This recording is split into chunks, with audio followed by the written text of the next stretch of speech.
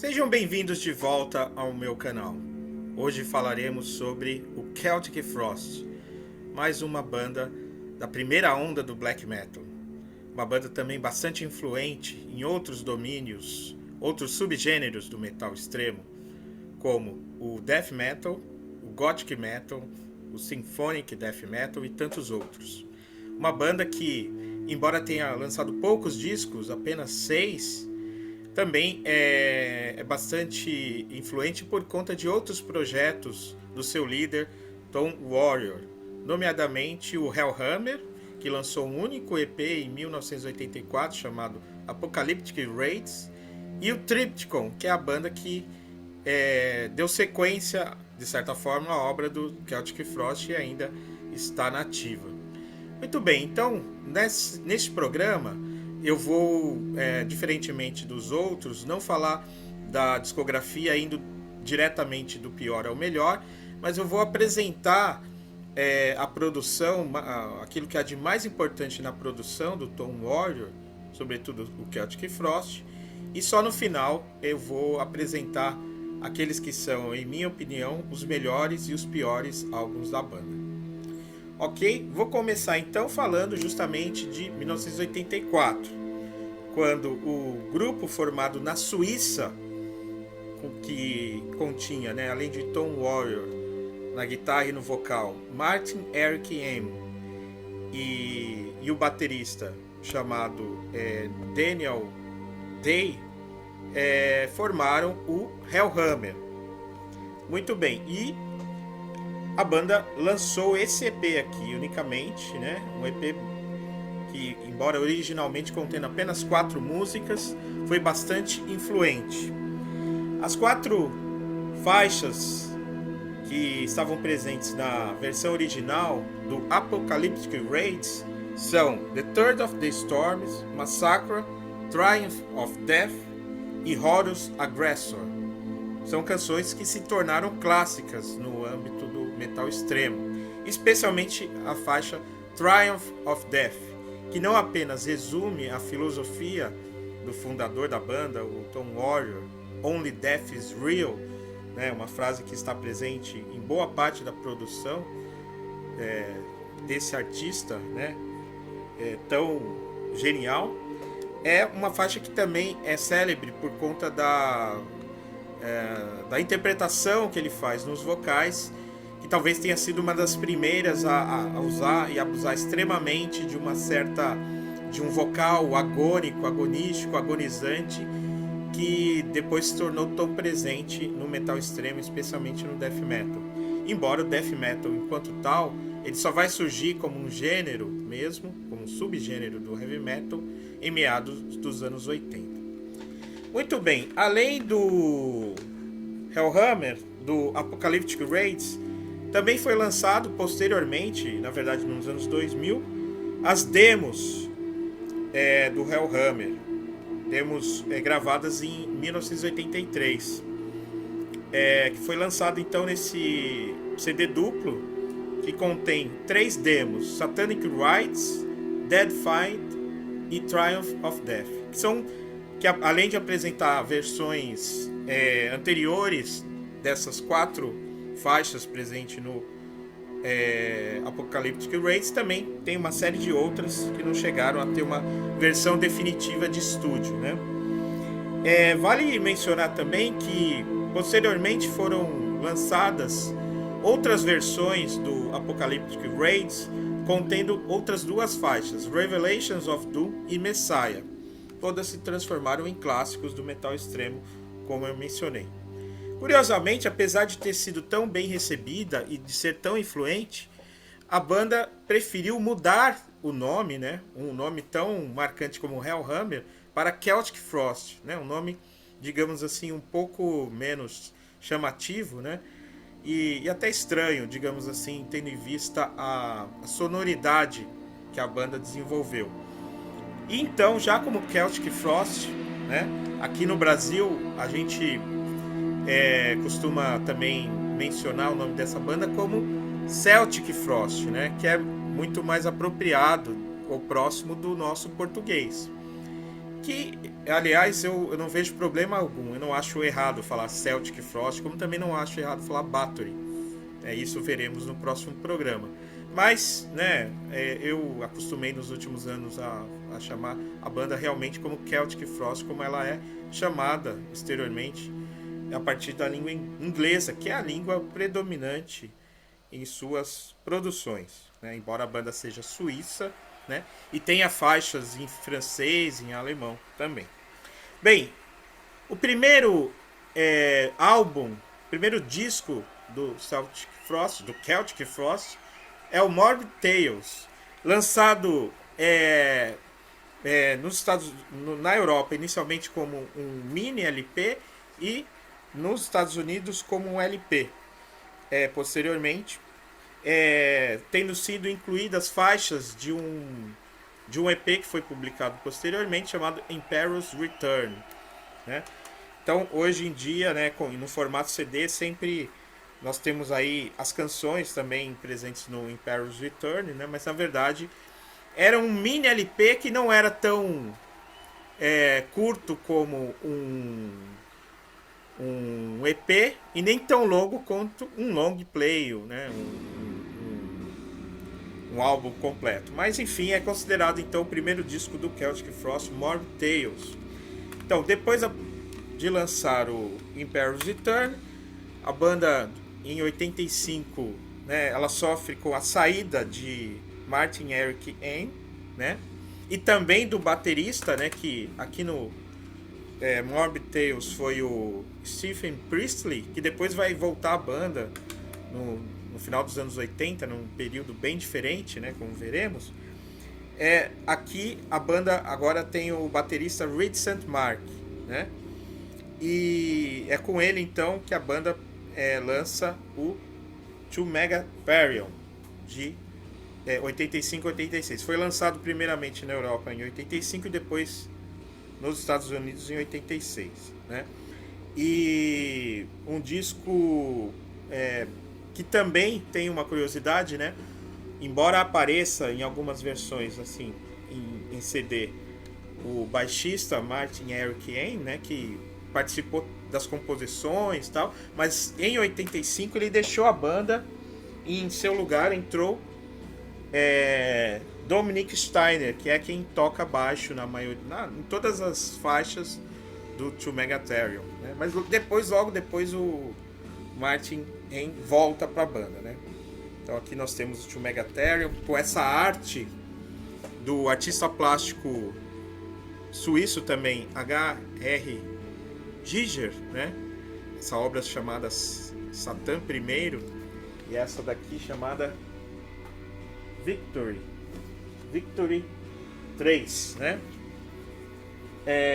E essa, né, é muito conhecido esse artista até no ramo das artes plásticas visuais em geral, e depois ele vai ser também o autor das ilustrações que estão na capa dos álbuns do Triptychon, que é a banda que o Tom Warrior fundou depois da dissolução definitiva do Celtic Frost em 2008.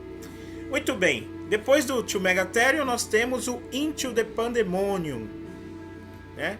Esse que é um disco bastante curioso, revolucionário até, que contém de fato mais inovações até do que já traziam o To Megatherion. O To Megatherion já trazia vocais femininos, trompete, uma sonoridade bastante peculiar, mas é aqui de fato que a banda assume uma característica mais experimental, né, que é típica da produção do Tom Warrior, né, e também do Martin Eric Ain, que assina também boa parte das composições. E esse disco aqui é célebre também por trazer várias inovações, como uma canção chamada Tristesses de la Lune, que é uma recitação de um poema do Baudelaire em francês, e uma versão da mesma letra, né, só que num formato de uma letra de uma música, de uma faixa de rock, na verdade um heavy metal aqui, né, até meio trash, que é o Sorrows of the Moon. Mas há outras coisas curiosas, algumas faixas já pop, né, adiantando de certa forma o rumo que a banda ia tomar na sequência, como em Mexican Radio, né, um cover que abre o disco, e a faixa I Want Dance foi lançada também como um single, né, que são faixas assim radiofônicas. Mas o que mais causou espanto, né, do público em geral quando esse disco foi lançado foi a inclusão de uma faixa de música eletrônica chamada One in Their Pride, né? Que, enfim, de fato assim é uma inovação que aqui eu acho que foi um pouco desnecessária e a banda nem deu muita continuidade a isso. Não é boa, não que eu não goste de música eletrônica, eu gosto, por exemplo, de Kraftwerk e outras coisas, mas aqui eu acho que não ficou tão bom. Mas o pior, meus amigos, ainda estava por vir.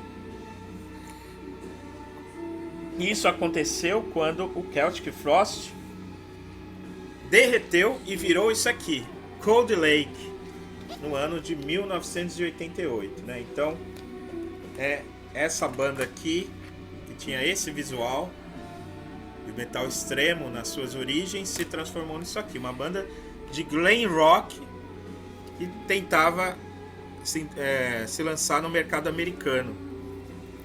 Como o próprio Tom Warrior diz, né, e aqui ele tirou o Warrior e assinava apenas como Thomas Gabriel, ele considera esse disco, né, uma abominação, né?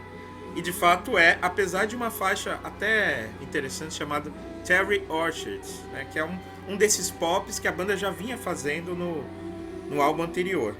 E temos aqui também a volta, quem diria, do baterista Stephen Priestley, que chegou a fazer parte até do Hellhammer e que agora está aqui com esse visual totalmente diferente. Nós temos um segundo guitarrista nesse disco, que é o Oliver Amberg, e no baixo, né, saiu o Martin Eric Ain e entrou Kurt Victor Bryant. Bem, depois desse passo em falso, a banda tentou de certa forma se reformular. O Martin Eric Ain voltou nesse disco aqui, né? O Vanity Nemesis de 1990. O Kurt Victor Bryant foi para a guitarra e o Stephen Priestley permaneceu na bateria. Bem, esse disco é bem melhor e é um bom disco até, né? Apesar de algumas faixas mais radiofônicas e pop, mas que são boas, como Wings of Solitude e The Name of My Bride. Há ainda presença frequente de vocais femininos nessa Wings of Solitude e também na faixa Nemesis, também na segunda Wine in My Hand, mas há faixas pesadas assim, dignas da época do Too Megatherium, como Phallic Tantrum e a própria Wine in My Hand. E tem também, curiosamente, um cover do David Bowie, Heroes. É um bom disco, apesar de ser bem diferente da fase áurea do grupo, e é por isso também que a banda acabou se dissolvendo, né, no início dos anos 90, não antes de ter lançado essa coletânea aqui, que é uma espécie de antologia da obra do Celtic Frost, uma despedida também, e que retira inclusive seu título de um epitáfio greco-romano. Parched with thirst and my and dying, né? Ressecado e com sede estou morrendo, né? Tem um disco interessante, né, obrigatório para os colecionadores, porque tem versões diferentes de algumas músicas que já tinham sido lançadas nos outros discos e algumas que são inéditas, que não chegaram a ser lançadas em nenhum disco, como a primeira, Idols of Chagrin, e a 18ª, Under Apollyon Sun. Apollyon Sun, inclusive, é o nome do projeto que o Tom Warrior chegou a lançar logo após essa primeira dissolução do Celtic Frost, né? Eu não conheço a obra do Apollyon Sun, né? Vou atrás dela. Bem, mas aí no início dos anos 2000 a banda voltou à ativa, né? O Martin N e o Tom Warrior fizeram as pazes, reformularam a banda e chamaram para a gravação desse álbum, né, uma gravação que se estendeu aí entre os anos 2004 e 2005 até o lançamento em 2006 do Monotheist, né? E contendo na bateria o Franco Cesa, não mais o Hit St. Mark. E essa obra, Monotheist, é um disco, na minha opinião, maravilhoso, perfeito, muito bom, otimamente bem produzido, né? Pelo célebre produtor, né? Que trabalhou também com Dimmu Borgir e Immortal, o Peter Tägtgren, né? O líder do Hypocrisy. E, enfim, um disco poderosíssimo, né? Que eu gosto muito e que eu vou comentar mais à frente quando eu for fazer um comentário mais crítico da discografia. Bem, esse disco então foi lançado em 2006, né? Em 2008 a banda se dissolveu. O Tom Oral disse que não queria mais saber de Celtic Frost, acho que brigou com o Martin Yen. E o Martin Yen veio a falecer em 2017. Mas até então o Tom Warrior já tinha montado uma nova banda chamada Triptykon e lançou 2 álbuns. O primeiro em 2010, esse aqui, Eparisteia Daimones, né? Sempre aí títulos em latim, remetendo a alguma erudição. Novamente a capa do Giger. É um disco muito bom, que segue bastante a linha do Monotheist, né? Destaque para as faixas Goetia, Shrine, Abyss, Within My Soul, My Pain, Prolong, né? Um disco muito bom. E em 2014 lançou também esse outro aqui, o Melana Kasmata, para um título grego, né? E também um disco muito bom, bem parecido com o primeiro, né? De certa forma até um pouco repetitivo. Novamente uma capa do Giger. Destaque para as faixas Briefing, Aurora, The Demon Pact e In the Sleep of Death, né?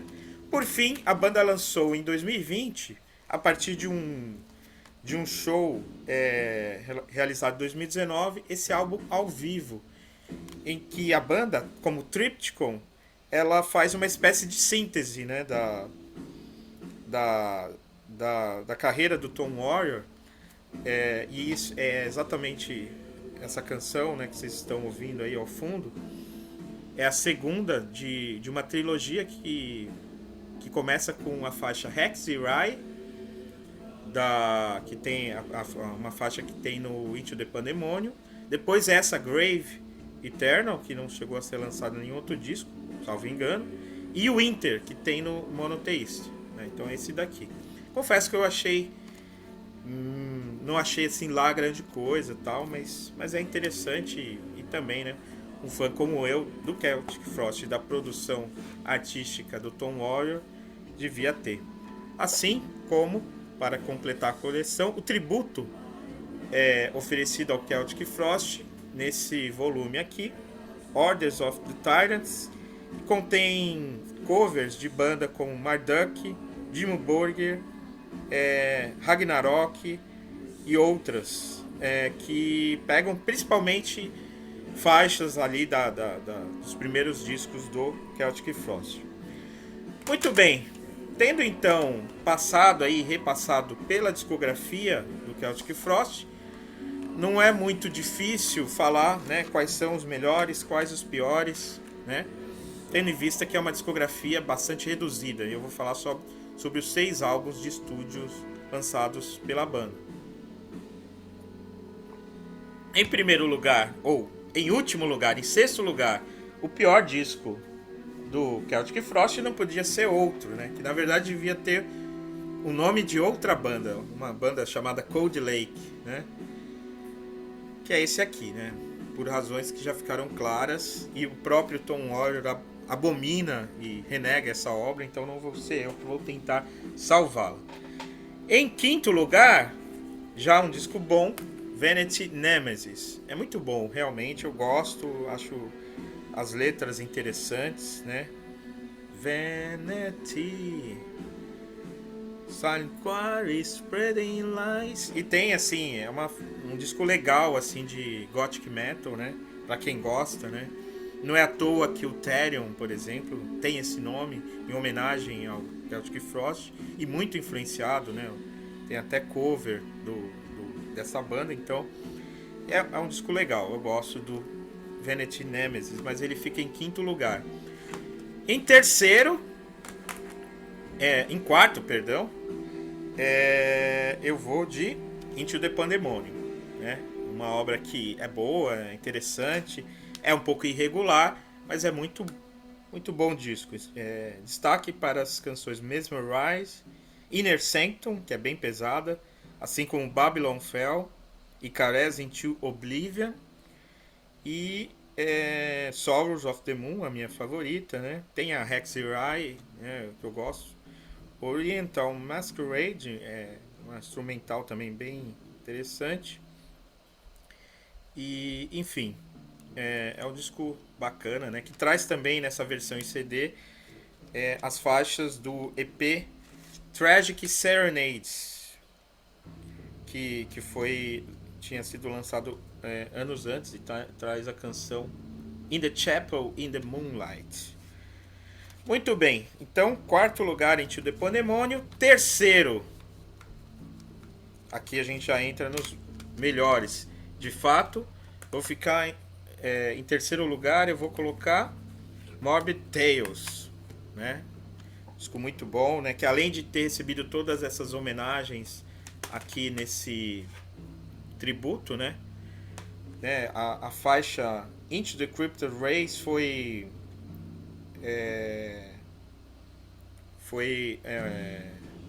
homenageada pelo Cradle of Filth, né? Que fez um cover, assim como o Sepultura, né? Tem um cover da Procuration of the Wicked, que de fato é a melhor faixa desse álbum, né? Que, enfim, é um disco fundamental e muito bom da época da origem dessa primeira onda do black metal.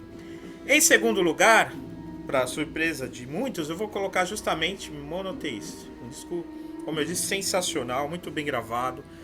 As letras são interessantes, a produção é um disco pesado, é um disco depressivo, né? É bastante doom, mas um doom assim mais triste, talvez, melancólico e depressivo, né? À toa tem uma faixa aqui chamada Temple of Depression. Mas uma coisa que realmente eu gosto muito nesse disco, né? É a temática da morte de Deus. É sobre isso que versa boa parte das canções desse disco. E curiosamente, aqui eu vou contar uma coisa pessoal. Esse disco foi lançado em 2006, em maio de 2006. E nessa época eu estava na Alemanha fazendo o meu estágio de pesquisa, né, do doutorado. E comprei lá em Frankfurt por 18,99 € na Musikladen de Frankfurt esse CD. E na mesma época eu conheci a obra do Philip Mailander, né, que é aquele filósofo suicida e apologeta do suicídio, né, que publicou a Filosofia da Redenção em 1876. Mas embora esteja presente aqui, né, por exemplo, na canção A Dying God Coming into Human Flesh, e também na faixa Totengot, né, a referência filosófica, especialmente do Martin Eric Eng, segundo o que está escrito no próprio disco, não foi o Mailander ou os filósofos pessimistas do século XIX, mas a obra de dois estudiosos da questão da morte, Vladimir Yankelevich e Philippe Arrier. Né? O Martin Eric Eng cita esses dois autores como inspiração para a faixa Totengot. Né? E esse livro, O Homem Diante da Morte, um calhamaço, né? Que é basicamente uma reflexão histórica sobre o sentido da morte ao longo do tempo, né? Especialmente na tradição ocidental, mas não apenas, é um tratado assim, mais histórico. Mas esse livro do Vladimir Yankelevich, que eu tenho aqui o original francês, La Mort, eu não sei se tem tradução publicada no Brasil, né, para o português. Tá estourando um pouco, né? é uma reflexão filosófica sobre o fenômeno da morte, né? Quase uma fenomenologia da morte, embora o Vladimir Yankelevich não seja propriamente um fenomenólogo, né? Mas tem aí toda uma reflexão, né? Vocês sabem, principalmente a fenomenologia heideggeriana também é uma importante referência sobre a morte num sentido analisada no sentido fenomenológico, né?